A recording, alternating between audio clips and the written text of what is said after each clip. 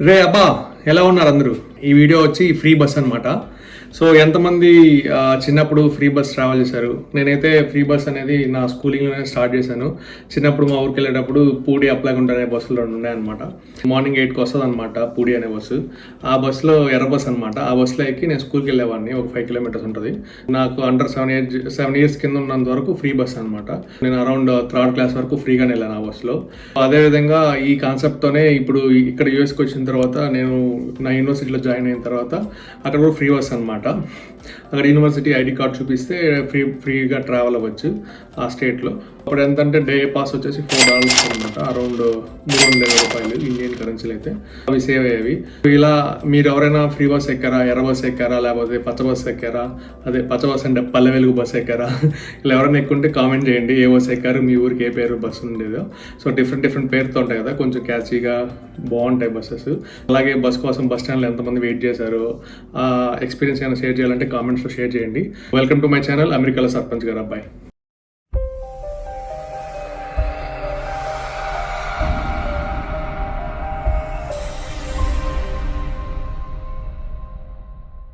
నేను బీటెక్ చదివేటప్పుడు మామూలుగా కాలేజెస్లో అనుకునేవాడు అనమాట, కొంచెం అమ్మాయిలు పొట్టిగా ఉంటే హాఫ్ టికెట్ అనేది అట్లా కామెంట్ చేసేవాళ్ళం. తర్వాత ఏరే ఈడోడ్ర ఈడు ఏం తెలియదు, ఈడు గొర్రెగా ఉన్నాడు, ఎర్ర బస్సు ఎక్కి వచ్చినట్టున్నాడు, లేకపోతే పల్లె వెలుగు బస్సు ఎక్కి వచ్చినట్టున్నాడు అనేవాళ్ళం, లేకపోతే భారతీయ బస్సు ఎక్కాడు అనేవాళ్ళం. ఇలా చాలా సిల్లీగా అనుకునేవాళ్ళం. సో ఆ రోజులన్నీ మెమరీస్ అనమాట. నా ఫ్రెండ్స్ కూడా ఈ వీడియో చూస్తూ ఉంటారు, చూస్తే జస్ట్ కామెంట్ చేయండి. ఇప్పుడు ఏంటంటే ఇప్పుడు రీసెంట్గా మన ఆంధ్ర గవర్నమెంట్ అనేది ఆ ఫ్రీ బస్ అనేది ప్రపోజల్లో ఉందన్నమాట.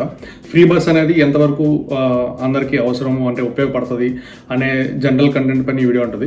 ఫ్రీ బస్ అనే కాన్సెప్ట్ ఎందుకు ఇంప్లిమెంట్ చేశారు, అసలు ఎందుకు ఇంప్లిమెంట్ చేయాల్సి వచ్చింది, దీంట్లో అడ్వాంటేజెస్ ఏంది, డిసడ్వాంటేజెస్ ఏంది, త్రూ అవుట్ ఈ వీడియోలో నా ఒపీనియన్ బేస్ చేసి చెప్తాను. ఫ్రీ బస్ అనే కాన్సెప్ట్ అయితే నేనైతే ఇది అడ్వాంటేజ్ అనేది చెప్పను. గవర్నమెంట్ పాయింట్ ఆఫ్ వ్యూలో కావచ్చు, మన పాయింట్ ఆఫ్ వ్యూలో కావచ్చు. ఫ్రీ బస్ అనేది ఏ స్టేట్స్లో పెట్టారు మన కంట్రీలో అయితే? ఫస్ట్ ఢిల్లీలో ఇంప్లిమెంట్ చేశారు, తర్వాత తమిళనాడు, తర్వాత పంజాబ్, రీసెంట్గా తెలంగాణలో చేశారనమాట.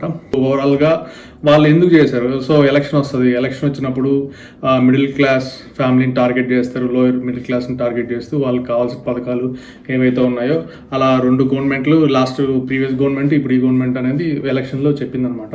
అలా ఎలక్షన్లో చెప్పిన బాగానే ఈ ఫ్రీ బస్ అనే కాన్సెప్ట్ కూడా వచ్చింది. ఆర్టీసీ బస్సుల్లో ఉచిత ప్రయాణ సౌకర్యం. నేను పని చేయాలంటే పలానూరుకు పోతా, పుట్టింటికి పలానూరుకు పోతా.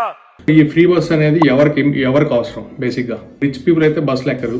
సో మిడిల్ క్లాస్ పీపుల్ ఇంతకుముందు బస్సు ఎక్కేవాళ్ళు. ఈ ఫ్రీ బస్ అనే కాన్సెప్ట్ వచ్చిందంటే ఇంకా ఎక్కువ ఎక్కుతారు. ఎనీహౌ పూర్ అనే వాళ్ళు వాళ్ళ ట్రావెలింగ్ ఎట్లా ఉంటుంది, వాళ్ళ కష్టాలు వాళ్ళు పడుతూ ఉంటారు. ఫ్రీ బస్ కాన్సెప్ట్ ఎక్కడ వచ్చిందంటే ఫస్ట్ ఢిల్లీలో వచ్చింది 2019, తర్వాత 2021లో వచ్చింది పంజాబ్, తర్వాత రీసెంట్గా తెలంగాణ గవర్నమెంట్ చేసిందనమాట 2023. అండ్ ఇంకోటి ఉంది అనమాట తమిళనాడు గవర్నమెంట్ వచ్చి 2021 ఎలక్షన్లో చేసిందనమాట.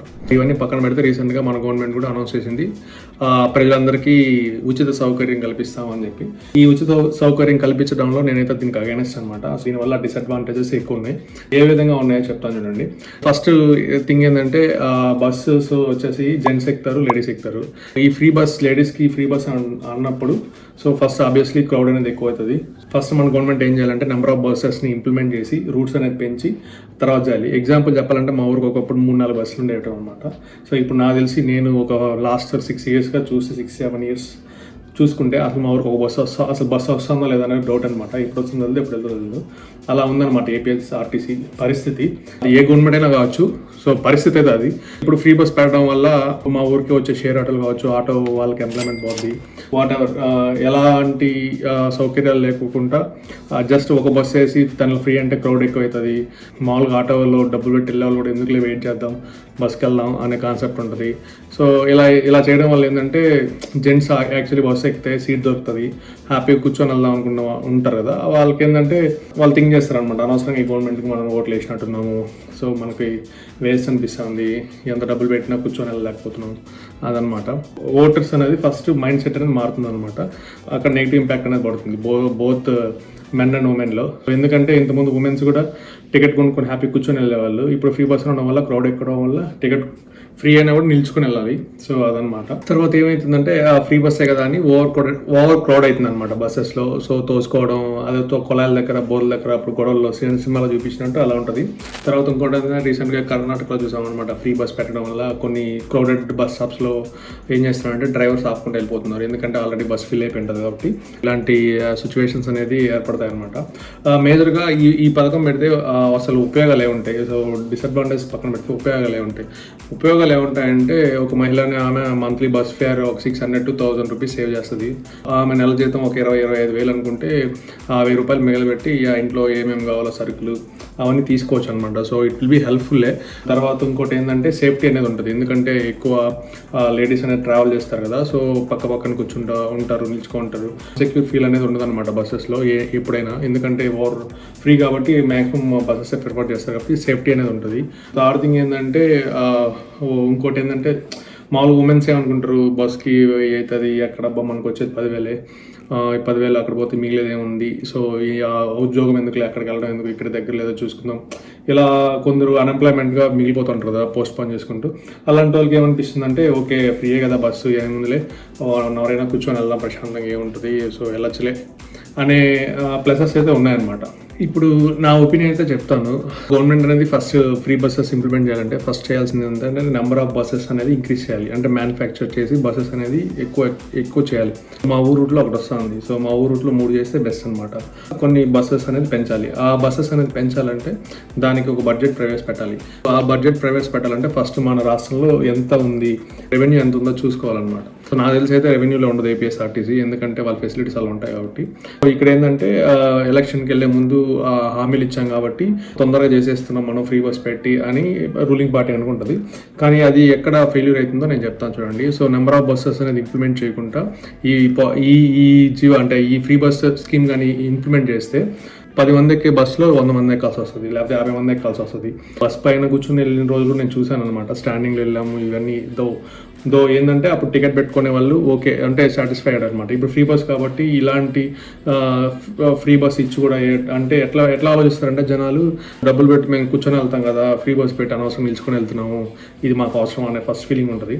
ఇప్పుడు ఏంటంటే ఓన్లీ ఫర్ లేడీస్ ఉన్నారు కదా, జెంట్స్ ఏం ఫీల్ అవుతారంటే ఇంతకుముందు అనవసరంగా వీడికి ఓటేసాము, ఏంది డబ్బులు పెట్టి టికెట్ తీసుకుని హ్యాపీ కూర్చోబోయేవాళ్ళం, ఈ ఫ్రీ బస్ పెట్టాడు, ఈ ఆడవాళ్ళందరూ ఎక్కుతున్నారు, ఈ లేడీస్ అంతా ఎక్కుతున్నారు, మాకు సీట్ లేకుండా పోయి అనవసరంగా ఈ గవర్నమెంట్ ఇట్లా చేసింది, సో నెక్స్ట్ టైం ఈ గవర్నమెంట్కి ఓట్ వేయకూడదు అని ఫీల్ అవుతుంది. తర్వాత లేడీస్ అలా ఫీల్ అవుతారంటే ముందు హ్యాపీగా టికెట్ కొనుక్కొని కూర్చొని వెళ్తా ఉన్నాము, ఇప్పుడు ఫ్రీ బస్ అన్నారు, అందరూ ఎక్కేస్తున్నారు, సీట్లు దొరకట్లేదు, స్టాండింగ్లో వెళ్ళాల్సి వస్తుంది, ఓవర్ క్రౌడెడ్గా ఉంది, ఇలా ఫీల్ అవుతారు అనమాట. సో గవర్నమెంట్ ఇక్కడ డ్రాబ్యాక్ అంటే ఇక్కడ ఫెయిల్యూర్ అవ్వకుండా ఉండాలంటే ఫస్ట్ అనేది ఏంటంటే బస్సెస్ అనేది పెంచాలి. బస్సెస్ అనేది పెంచడానికి టైం పడుతుంది. పొజిషన్ వాళ్ళు ఎలక్షన్ ముందు చెప్పారు, వీళ్ళు ఇంకా ఇంప్లిమెంట్ చేయలేదని అని క్వశ్చన్ చేసే లోపు వీళ్ళు మేము ఫ్రీ బస్ ఇంప్లిమెంట్ చేసామని ఫీల్ అవుతా ఉంటారు కదా. సో ఇక్కడ డ్రాబ్యాక్ అనమాట. నెక్స్ట్ ఎలక్షన్స్ అప్పుడు ఇది డ్రాబ్యాక్ అవుతుంది. బెటర్ నాకు తెలిసి అయితే బస్సెస్ అనేది ఇంక్రీజ్ చేసి తర్వాత ఈ స్కీమ్ అనేది జనాల్లోకి ఇంప్లిమెంట్ చేస్తే బెస్ట్ అనమాట. నాకు తెలిసి ఒక 6 to 1 month టైం తీసుకొని ఇంప్లిమెంట్ చేస్తే బెస్ట్. ఇది నా ఒపీనియన్ మాత్రమే. ఇంకోటి ఏంటంటే ఈ ఫ్రీ బస్సెస్ పెడతారు కదా, ఈ ఫ్రీ బస్సెస్ పెట్టినప్పుడు ఏమవుతుందంటే ఆటో వాళ్ళు ఉంటారు కదా, సో వాళ్ళు ఏంటంటే వాళ్ళ ఇన్కమ్ అదే అనమాట. మామూలుగా ఏంటంటే కొంచెం మిడిల్ క్లాస్ వీళ్ళంతా ఏంటంటే ఒక 2-3 కలిసి ఆటో పిక్ చేసుకొని ఆటోలో వెళ్ళిపోయే వాళ్ళు అనమాట. పోతే పోనీలే ప్రశాంతంగా వెళ్ళొచ్చు అని. ఫ్రీ బస్ పెట్టడం వల్ల ఏంటంటే ఒక 1/2 hour లేట్ అయినా పర్లేదు, బస్ వస్తుంది ఏదో వెయిట్ చేద్దాం అనే ఆలోచనలో ఉండి వాళ్ళు ఏంటంటే ఆటోలు అనేది ఎక్కట్లేదు అనమాట. అక్కడ ఏంటంటే ఆటో వాళ్ళు కూడా అనుకుంటారు, సో ఈ గవర్నమెంట్ అనవసరం చేసింది, మా పొట్ట కూడా కొట్టింది, ఇలాంటి మాటలు వింటున్నాం. ఇలా ఆల్రెడీ న్యూస్ వస్తుంది అనమాట. కర్ణాటకలో కావచ్చు, మన హైదరాబాద్లో కావచ్చు, అలాగా కొంచెం గవర్నమెంట్కి వ్యతిరేకంగా ఆటో వాళ్ళు కూడా ఉంటారు అనే ఫీల్ కొంచెం ఉందన్నమాట నాకు. తర్వాత ఇంకోటి ఏంటంటే రీసెంట్గా చూస్తే మెట్రోలో ట్రావెల్ అయ్యే వాళ్ళు, ప్రైవేట్ బస్సెస్లో ట్రావెల్ అయ్యే వాళ్ళు కూడా దే ప్రిఫర్ గవర్నమెంట్ బస్సెస్, ఎందుకంటే ఫ్రీ కాబట్టి ఫ్రీ అన్నీ ఫ్రీ ఇచ్చేసింది.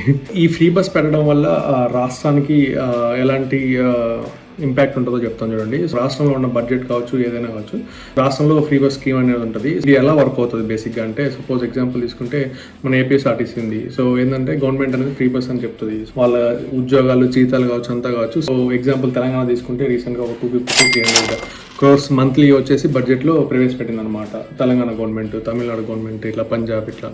సో ఇదేంటంటే అట్లీస్ట్ అంటే ఇప్పుడు మన ఆంధ్రలో కూడా సపోజ్ ఈ స్కీమ్ అనేది ఇంప్లిమెంట్ అయితే మన దాంట్లో కూడా మంత్లీ 300 crores అయితే ఏపీఎస్ఆర్టీసీకి వెళ్తాయి అనమాట. 300 crores అక్కడికి వెళ్తున్నాయంటే నాకు ఒక కథ గుర్తొస్తుంది. ఏంటంటే ఆడోడు చెప్తాడు కదా, జనాలంతా ఎర్రోళ్ళు అన్నట్టు, మీకు మేము ఇస్తాం అంటే ఎక్కడి నుంచి ఇస్తారంటే మనం కట్టే ట్యాక్స్లో నుంచే ఇస్తారనమాట.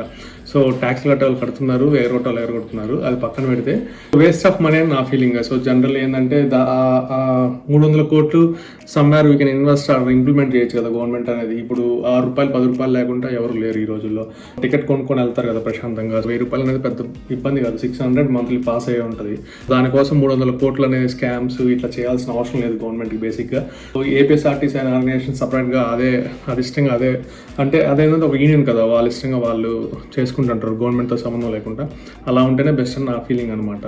సో ఆర్టీసీని గవర్నమెంట్ ఇలా టైఅప్ అయ్యి ఇలా 300 crores మంత్లీ అంటే ఆలోచించండి ఒకసారి. 12 monthsకి ఎంత అవుతుందో, ఆల్మోస్ట్ 336 అనమాట. వేస్ట్ ఆఫ్ మనీ అనే ఫీల్ నాది.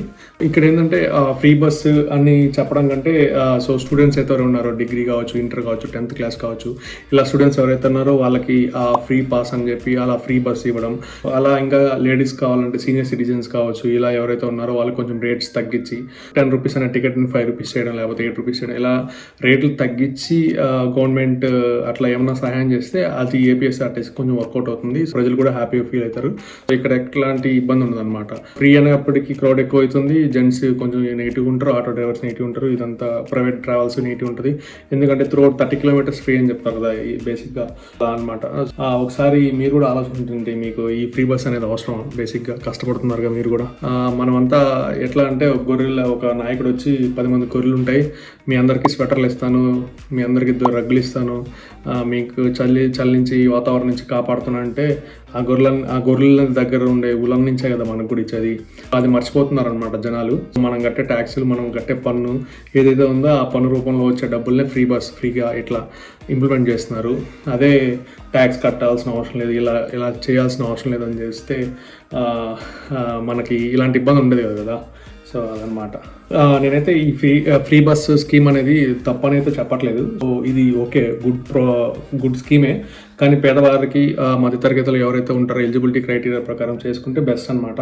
అందరికీ ఈ ఫ్రీ బస్ అనేది అవసరం లేదు. మేజర్గా ఇంకా కాన్సన్ట్రేట్ చేయాలంటే ఎడ్యుకేషన్ పైన, హాస్పిటాలిటీ పైన, ఇలాంటి డబ్బుల్ని దీని మీద కాన్సన్ట్రేట్ చేస్తే పేదవారికి హెల్ప్ అవుతుంది, అందరికీ హెల్ప్ అవుతుంది. ఎడ్యుకేషన్ అండ్ హాస్పిటాలిటీ అనేది ఎవరికైనా ఇంపార్టెంట్ కదా. నేను చెప్పొచ్చేది అదనమాట. ఇక్కడ మీకు ఫ్రీ బస్ స్కీమ్ ఇది వర్త్ కాదు అనేది కాదు, ఎవరికి అవసరం, ఎవరిని ఉద్దేశించి చెప్తున్నానంటే మధ్యతరగతి బిలో ఊర్లో ఉన్న వాళ్ళకి అవసరం ఇది. అలాంటి వాళ్ళు టార్గెట్ చేస్తూ 50% రేట్లు తగ్గించి ఇలా ఏమైనా చేస్తే కొంచెం బెనిఫిట్ అవుతుంది. ఈ ఫ్రీ బస్ అనేది మిగతా రాష్ట్రాల్లో ఉంది కదా, అది ఎంతవరకు ఇంప్లిమెంట్ అంటే సక్సెస్ అయింది లేనిది అనేది ఇప్పుడే చెప్పలేము అనమాట. రీసెంట్గానే ఇంప్లిమెంట్ చేస్తున్నారు కదా ఇక్కడ అనేది. సో ఇంకొక 1 or 2 years చూస్తే తెలుస్తుంది అనమాట అసలు బేసిక్గా ఈ ఫ్రీ బస్ అనే కాన్సెప్ట్ ఎంతవరకు జనాలకు ఉపయోగపడింది, అసలు నెక్స్ట్ గవర్నమెంట్కి ఎలా ఉపయోగపడుతుంది ఎలక్షన్ టైమ్స్లో అనేది తెలుస్తుంది అనమాట. ఓట్లు కావాలనుకున్న గవర్నమెంట్ ఎలా చేయాలంటే పేదవారికి, ఓల్డ్ ఏజ్ పీపుల్ ఎవరు ఉంటారో, ఓల్డ్ ఏజ్ ఇట్లా అనాథలు కావచ్చు, ఇంకెవరైనా కావచ్చు, ఇలాంటి వాళ్ళకి ఈ ఫ్రీ బస్ అనేది ఇంప్లిమెంట్ చేస్తే బెస్ట్ అని నా ఫీలింగ్. ఇలాంటి ఫ్రీ బస్సెస్ ఇట్లాంటివి కాకుండా గవర్నమెంట్ దేని మీద దృష్టి పెట్టాలంటే బేసిక్గా ఎడ్యుకేషన్ అందరికి, పేదవాళ్ళకి అందరికీ చదివిస్తే అది బెస్ట్. తర్వాత హాస్పిటాలిటీ, సో ఫ్రీ వైద్యం అనేది ఇంప్లిమెంట్ చేయండి. సో ఇలాంటివి ఏమైనా చేస్తే ఫ్యూచర్ వాళ్ళ బస్సెస్ టికెట్స్ వాళ్ళే కొనుక్కొని వెళ్తారు. వాళ్ళు చదువుకున్నారంటే వాళ్ళు ఇలాంటి ఉచిత పథకాల కోసం డిపెండెంట్ అవర్ అనమాట గవర్నమెంట్ పైన. వాళ్ళు చదువుకుని వాళ్ళే ఉద్యోగాలు చేసుకుని వాళ్ళే సంపాదించుకుంటారు. సో ఇలాంటివి చేస్తే రాష్ట్రానికి ఉపయోగం ఉంటుంది, రాష్ట్రానికి, రాష్ట్ర ప్రజలకి. నా వీడియో కంటెంట్ మీకు నచ్చింది అనుకుంటారు. నా ఎక్స్ప్లెనేషన్ కనుక మీకు నచ్చినట్టయితే like, share and subscribe. It's time to sign off. Bye.